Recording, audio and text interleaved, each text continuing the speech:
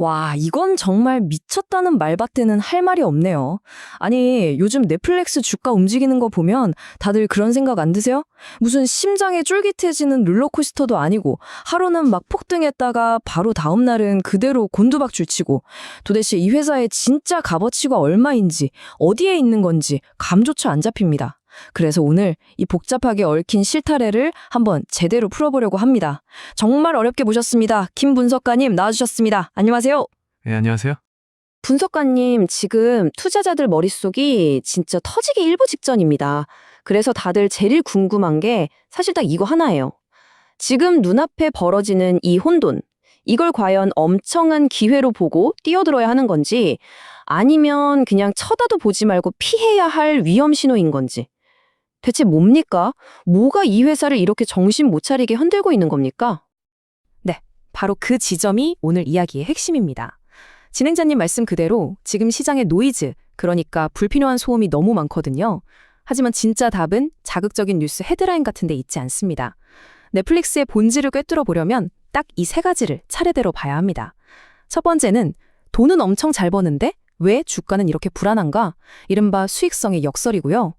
두 번째는 넷플릭스를 굳건히 지키는 성, 즉 경제적 해자가 얼마나 단단한지, 그리고 혹시 어딘가에 균열은 없는지. 마지막으로 이 모든 걸 종합했을 때 넷플릭스 앞에 놓인 세 가지 미래 시나리오는 무엇인지, 이 세 가지를 다 이해하고 나면 비로소 이 혼돈이 기회인지 아닌지 스스로 판단할 수 있는 시야가 열리는 거죠. 아, 명쾌하네요. 그러니까 잔가지는 다 쳐내고 가장 굵은 기둥 3개만 보자는 말씀이시군요. 좋습니다. 그럼 첫 번째 열쇠부터 바로 풀어보죠. 수익성의 역설. 뭐니 해도 결국 모든 건 숫자로 말해야죠.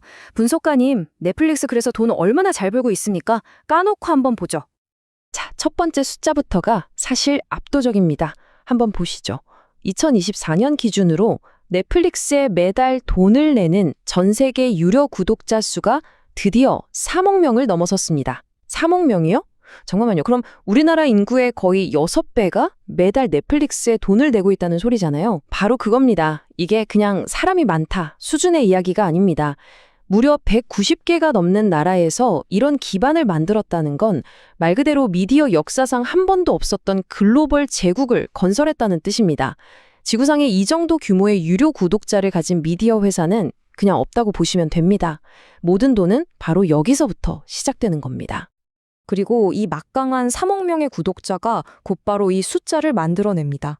2023년 단 한 해 동안 벌어들인 매출이 무려 337억 달러입니다. 와, 337억 달러? 지금 환율로 계산하면 대략 46조 원이 넘는 돈 아닌가요? 이게 웬만한 나라 1년 예산에 버금가는 돈인데 이걸 스트리밍 서비스 하나로 벌어들인다는 게 진짜 가능한 거였군요. 그런데요, 진행자님, 사실 더 중요한 숫자는 바로 이겁니다. 매출이 아무리 커도 실제 남는 게 없으면 소용없잖아요.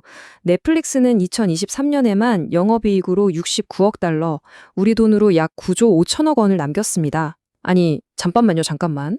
보통 우리가 아는 테크 기업들은 지금은 돈 버는 것보다 성장이 중요해 이러면서 적자 보는 걸 당연하게 여기잖아요. 쿠팡도 그랬고요. 그런데 넷플릭스는 이미 이렇게나 많은 돈을 그것도 이익으로 벌어들이고 있었다는 말인가요? 정확히 보셨습니다. 많은 테크 기업들이 아직은 먼 미래의 꿈과 가능성을 팔고 있을 때 넷플릭스는 이미 현실에서 막대한 현금을 벌어들이고 있는 아주 수익성이 탄탄한 기업이라는 걸 이 숫자가 명백히 증명해주고 있는 거죠. 아니, 분석가님, 저는 진짜 더 이해가 안 가는데요. 지금 보여주신 숫자만 보면 넷플릭스는 그냥 눈 딱 감고 사서 묻어둬야 할 초우량주 아닙니까? 전 세계 3억 명이 꼬박꼬박 월급처럼 돈을 내주고 거기서 매년 10조 원 가까이 이익을 내는데 도대체 왜 주가는 그렇게 살얼음판 위를 걷는 것처럼 위태위태한 거냐고요. 이게 바로 제가 처음에 말했던 혼돈이고 분석가님이 말씀하신 역설이잖아요. 도대체 왜 이런 겁니까? 바로 그 질문에 대한 가장 명확한 답이 이 표 하나에 담겨 있습니다. 이게 바로 스트리밍 시장의 아주 불편한 진실입니다. 2022년 데이터를 한번 보시면 넷플릭스가 혼자서 50억에서 60억 달러의 이익을 내는 동안 디즈니 플러스, HBO 맥스, 파라마운트 플러스 같은 이름만 대면 알만한 경쟁사들은요, 전부 합쳐서 무려 100억 달러의 영업 손실을 기록했습니다. 헐? 100억 달러요? 이익이 아니라 손실이? 우리 돈으로 13조 원이 넘게 까먹었다는 거잖아요. 네. 쉽게 말해 이 시장에서 유일하게 그것도 압도적으로 돈을 버는 선수는 넷플릭스뿐이라는 겁니다. 이 사실이 넷플릭스가 얼마나 대단한지를 보여주는 동시에 이 스트리밍 시장 자체가 얼마나 돈을 쏟아부어야 버틸 수 있는 말 그대로 치킨 게임의 전쟁터인지를 증명하는 거죠. 시장은 바로 이걸 두려워하는 겁니다. 과연 넷플릭스가 이 지옥 같은 전쟁터에서 최후의 승자로 혼자서 계속 버틸 수 있을까 하는 바로 그 의구심이 주가를 흔드는 거죠. 아하, 이제야 그림이 딱 맞춰지네요. 그러니까 우리 빼고는 다 적자인 이 상황. 이게 넷플릭스의 독보적인 강점이면서 동시에 이 산업 전체가 가진 리스크라는 말씀이시군요. 알겠습니다.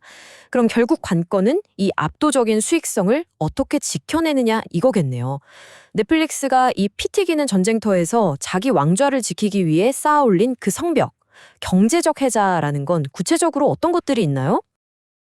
네, 경제적 해자라는 말을 잠깐 설명하고 넘어가겠습니다. 투자의 대가 워런 버핏이 아주 강조했던 개념인데요. 옛날에 성을 지키던 깊고 넓은 강, 즉 해자처럼 경쟁자들이 감히 넘볼 수 없게 만드는 우리 회사만의 강력한 경쟁 우위를 뜻합니다. 넷플릭스는 이 해자를 정말 여러 겹으로 아주 교묘하게 구축해 놨습니다. 넷플릭스의 해자는 크게 이 4개의 층으로 이루어진 철옹성이라고 볼 수 있습니다. 자, 첫째, 연간 170억 달러, 우리 돈으로 23조 원 이상을 쏟아붓는 말 그대로의 콘텐츠 제국입니다. 봉준호, 마틴 스코세지 같은 세계적인 거장들이 왜 굳이 넷플릭스랑 일을 하겠습니까? 돈도 돈이지만 간섭 없이 만들고 싶은 작품을 마음껏 만들게 해주기 때문이죠. 둘째는 앞서 말씀드린 190개국 이상의 서비스하는 압도적인 글로벌 규모 그 자체입니다. 한국에서 오징어 게임이 대박나면 바로 다음날 전 세계 1위가 되는 이런 구조는 오직 넷플릭스만 가능합니다. 셋째, 눈에는 잘 안 보이지만 정말 무서운 무기, 바로 기술력과 데이터입니다. 인터넷이 느린 곳에서도 끊김없이 영상을 보여주는 스트리밍 기술과 내 마음을 어떻게 알았나 싶을 정도로 정확하게 취향을 저격하는 추천 알고리즘. 이건 경쟁사가 돈만 쏟아붓는다고 쉽게 따라할 수 있는 영역이 아닙니다. 그 추천 알고리즘은 진짜 좀 무서울 정도더라고요. 그리고 마지막 넷째가 바로 최근 가장 공격적으로 밀어붙이는 다각화입니다. 저렴한 광고 요금제, 모바일 게임, 그리고 최근에는 WWE나 NFL 중계권까지 사들이면서 스포츠 분야로까지 영토를 넓히고 있죠. 끊임없이 새로운 성벽을 쌓아 올리고 있는 겁니다. 이 4가지가 서로 톱니바퀴처럼 맞물리면서 아주 강력한 해자를 만들어내고 있습니다. 와, 이렇게 설명을 듣고 보니까 정말 뚫을 수 없는 철옹성처럼 보이네요. 그런데 말이죠, 분석가님, 인류 역사상 영원히 뚫리지 않는 성은 없지 않았습니까? 이렇게 완벽해 보이는 넷플릭스의 성에도 분명 어딘가 균열이 가고 있거나 우리가 아직 발견하지 못한 약점 같은 게 있지 않을까요? 투자자들이 지금 가장 두려워하는 리스크는 뭘까요? 당연히 있습니다. 바로 그 균열이 주가의 변동성을 만드는 핵심 요인들이죠. 첫째는 역시나 돈 문제입니다.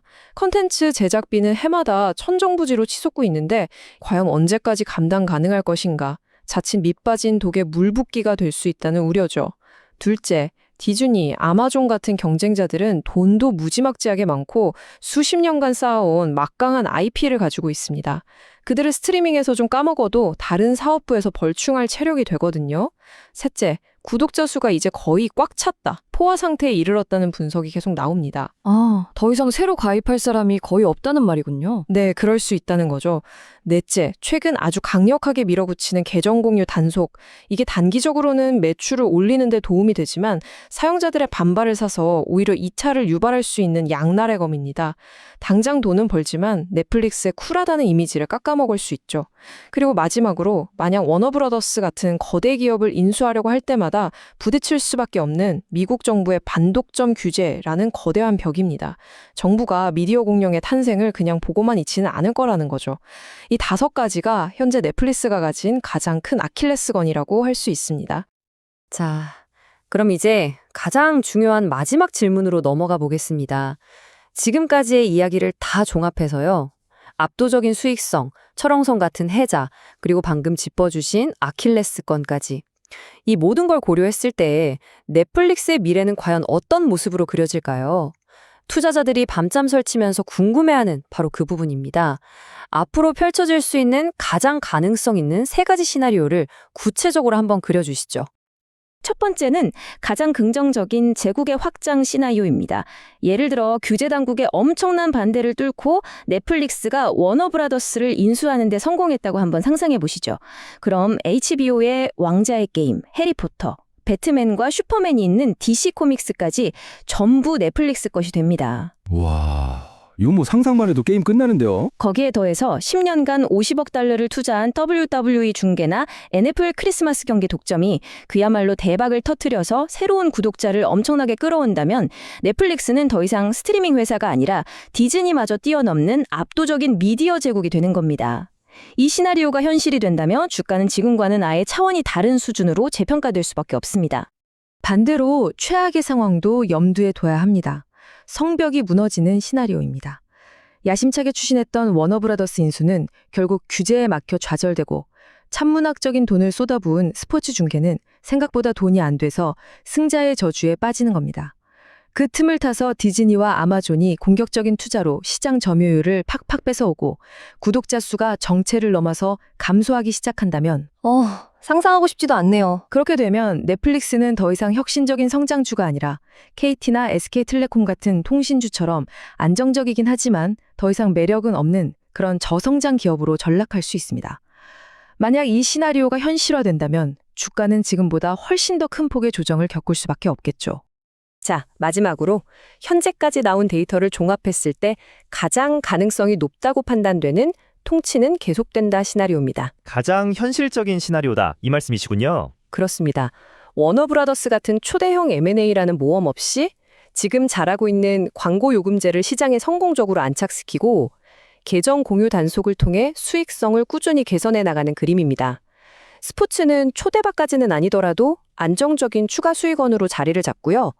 이 경우 넷플릭스는 시장 전체를 삼키는 제국이 되지는 못하더라도 스트리밍 업계의 1등 리더 자리는 굳건히 지키면서 예측 가능한 성장을 계속 이어갈 겁니다. 투자자 입장에서는 가장 안정적이고 합리적으로 기대해 볼 수 있는 미래라고 할 수 있죠. 주가 역시 폭발적이진 않더라도 견조한 우상향 곡선을 그릴 가능성이 가장 높습니다. 결국 거대한 미디어 제국이 될 것인가? 성장이 멈춘 공룡으로 남을 것인가? 아니면 굳건한 통치자로 계속 군림할 것인가? 오늘 분석가님께서 넷플릭스 앞에 놓인 이 세 갈래의 길을 아주 선명하게 보여주셨습니다. 어떤 길이 정답이라고 말해주는 게 아니라 각 길의 특징과 갈림길에 어떤 변수들이 놓여 있는지 상세히 그려진 지도를 받은 느낌이네요.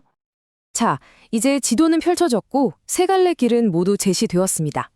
앞으로 나올 워너브라더스 인수 관련 뉴스, 스포츠 중계의 실제 성적, 그리고 경쟁사들의 새로운 전략들, 이런 데이터들이 나올 때마다 넷플릭스가 어떤 길로 들어서고 있는지 우리는 가늠해 볼 수 있을 겁니다. 이 지도를 손에 쥐고 여러분은 어떤 길을 선택하시겠습니까? 그 판단은 온전히 여러분의 몫입니다. 분석가님, 오늘 정말 날카롭고 명쾌한 분석 감사했습니다. 감사합니다.